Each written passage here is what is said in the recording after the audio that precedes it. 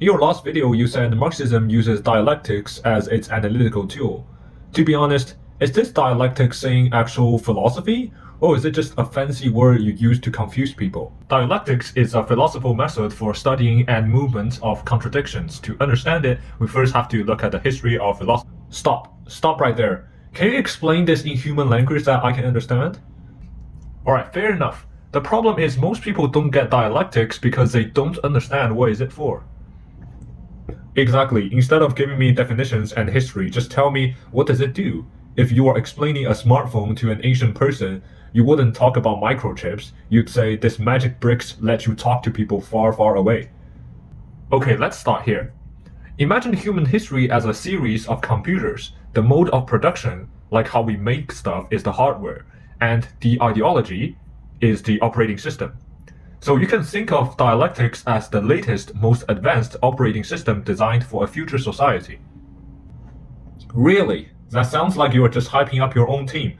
Dialectics isn't new. Didn't ancient Greeks like Heraclitus also have it?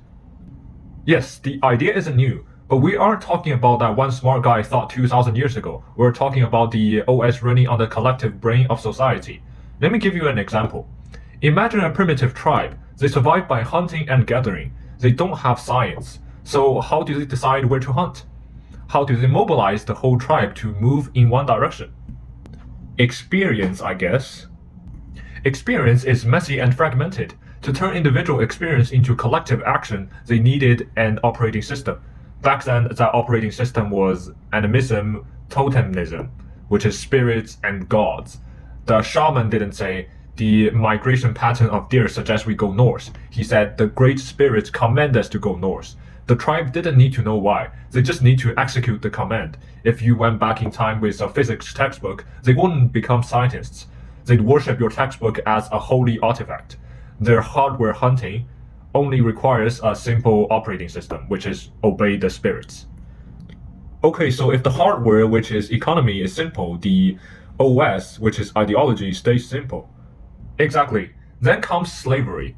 Society splits into masters and slaves. The masters need to justify why they are on top. The operating system updates to mythology and hierarchy. I am king because I am the son of Zeus.